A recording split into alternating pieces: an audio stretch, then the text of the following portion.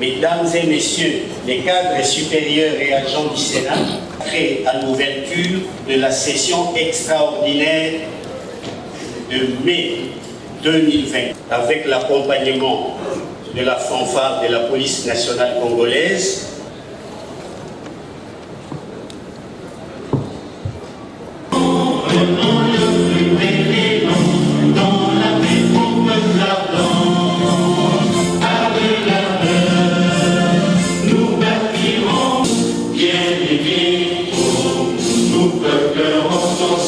jour sacré de l'immortel serment que nous lèguons à notre postérité pour toujours.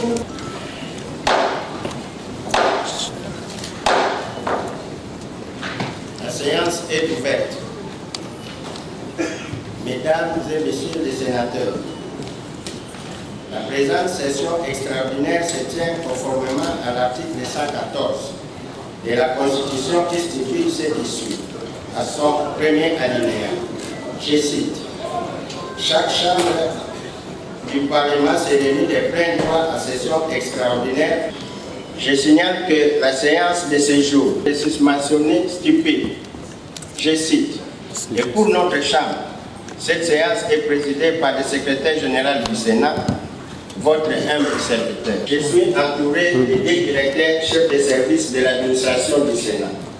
Avant toute chose, nous allons constater le quorum, conformément à l'alinéa, afin de permettre aux services administratifs des séances de bien acter votre présence.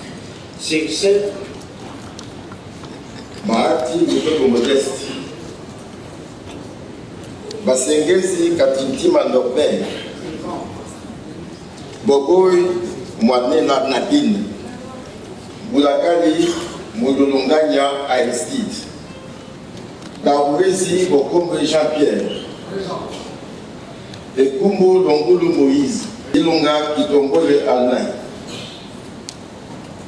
Kabila Kabange Joseph, Kabongo Madjavita Guy, Kazadi Kankonde Ivan, Kindoué Lolou, Mbingo Mvula Hubert, Présent. Mwabilu Mbayo Mukala Pius, Ikamba Simon, Présent. Namasia Bazeko Aminata, Bitika Pascal, Mpumbwe Mbuyu Luyongola Patrice, Sakombi Molendo Aimé, Sama Lukonde, Tshisekedi Kabassé les gens.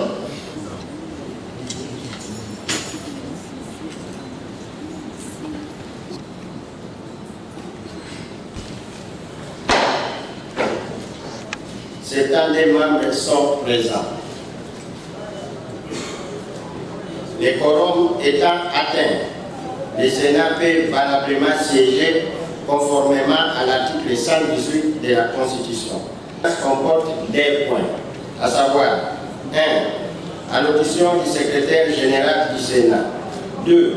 Installation du bureau provisoire. Nous abordons le premier point relatif à mon allocution. Honorables sénateurs, chers élus des élus, Mesdames, pour la Constitution de notre pays, à son article 114, à cette occasion, en mon nom personnel et en celui de l'administration du Sénat, les élections sénatoriales du 29 avril 2024, à l'instar de la précédente, votre législative s'ouvre sur les mains du pays. Je suis convaincu que les députés provinciaux, comme par exemple le cas de 145 territoires, un projet type de développement local, initié par son Excellence Félix Antoine Tshisekedi Tshilombo, président de la République, au cours de son premier mandat. Déjà, l'accompagnement de ce type de projet pourrait se concrétiser par vos contrôles parlementaires rigoureux. Et maintenant, c'est le secrétaire général qui doit nous dire ce que nous devons faire. Il n'en est nullement question, car je n'en ai aucune prétention. Mais comme citoyen lambda, je voudrais seulement saisir l'occasion pour rappeler et cristalliser votre mission que la nation vous a confiée afin que vous puissiez apprécier à juste titre son ampleur. Bien sûr, en tant qu'administratif du Sénat, nous sommes à vos côtés pour vous accompagner et vous apporter toute notre assistance avec professionnalisme comme nous en avons l'habitude pour la réussite de votre législature. Améliorer votre vie parlementaire. Des modules appropriés seront élaborés à votre intention en fonction de vos desiderata au travers de notre centre de formation parlementaire qui sera mis en place à part législatif, mais aussi et surtout l'autorité du président du bureau provisoire appelé à faire régner la sérénité et la discipline au sein de notre chambre parlementaire. Sur ce, je vous souhaite à tous un fructueux mandat sénatorial et je vous remercie. Monsieur Pascal Kinuelo Lumbu est âgé de 85 ans. Il est né le 25 septembre 1938. C'est lui le doyen d'âge. Il est le membre du parti politique IDPS Tshisekedi, élu de la province du Congo central. En conséquence, M. Pascal Kinuelo Lumbu est président du bureau provisoire du Sénat. Comme il est présent dans cette salle, j'ai le prix de bien vouloir venir se placer devant l'auguste assemblée. À présent, nous passons aux deux membres les moins âgés. En conséquence, M. Kazadi Kankonde Ivan et M. Moïse Ekoum. Merci.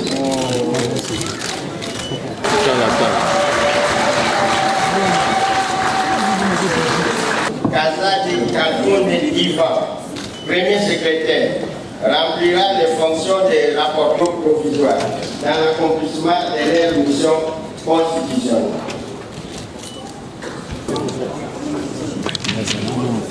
Monsieur le Président du bureau provisoire, conformément aux us et coutumes parlementaires, je vous remets ce marteau. Symbole du pouvoir législatif. Mes très sincères félicitations.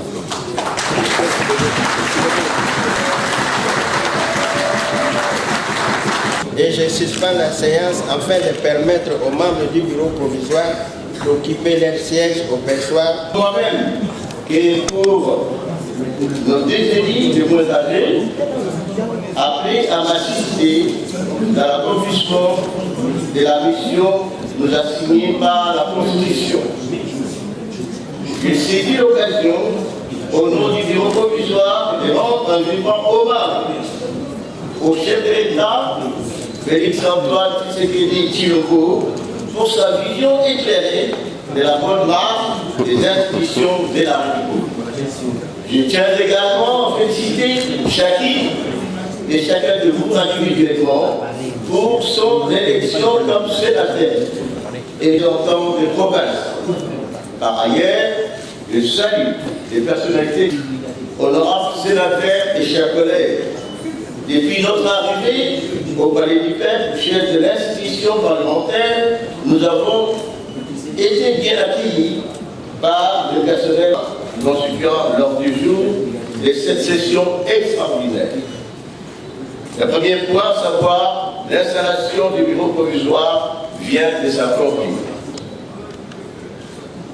Estimés collègues sénateurs, le jour de la tenue de la prochaine séance vous sera communiqué à temps opportun. Je vous remercie. La séance est le discours. À la population, je suis là, nous sommes là, à son service. Et quel sens donnez-vous à cette 4e législature?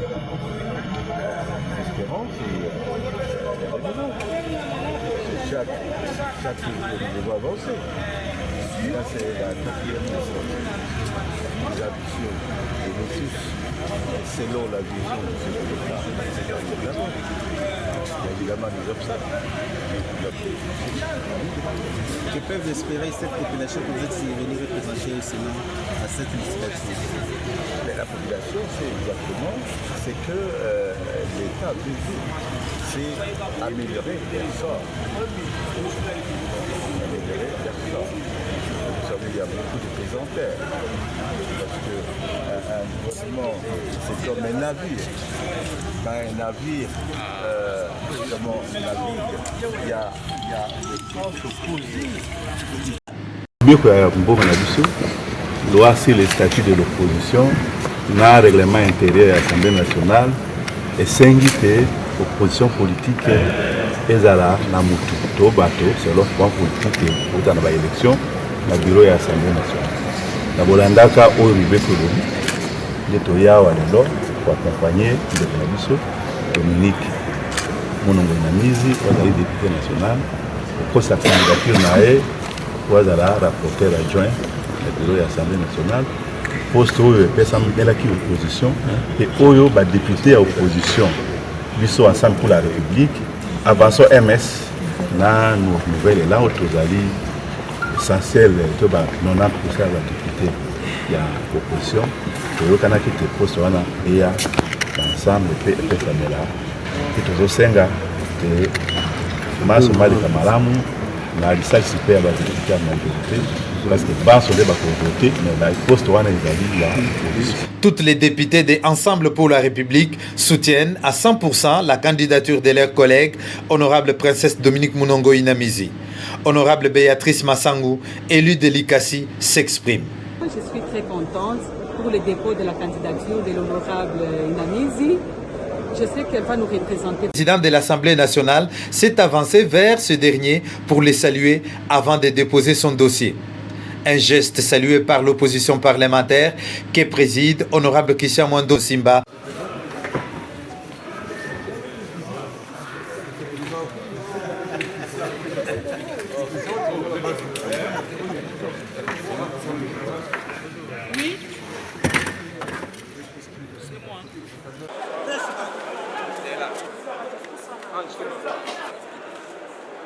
Sur demande de plus de 300 députés nationaux,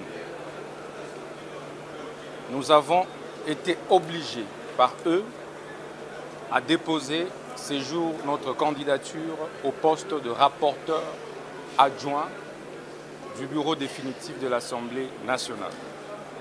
Parce qu'au sein de l'opposition politique, nous n'avons pas pu dégager le consensus autour de la candidature commune de l'opposition.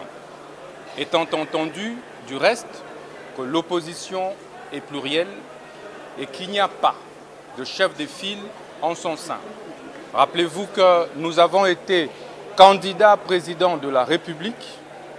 Nous avions porté un projet de société au nom de l'opposition politique au même titre que nos amis d'Ensemble pour la République.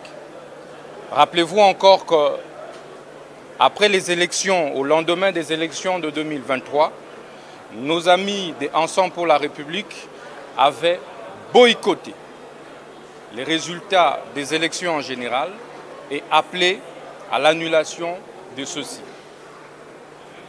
DIPRO, que nous dirigeons, a été la seule force politique de l'opposition à avoir, de manière républicaine, accepté sa défaite, accepté la réélection de l'actuel président de la République et des députés nationaux de l'opposition tout comme de la majorité. Rappelez-vous encore que les députés nationaux de Ensemble pour la République avaient boycotté les premières plénières de l'Assemblée nationale, en commençant par la plénière inaugurale. Et donc, nous ne trouvons pas de raison de ces revirements de nos amis d'Ensemble. Nous ne comprenons pas pourquoi cette incohérence dans le discours de nos amis d'Ensemble pour la République.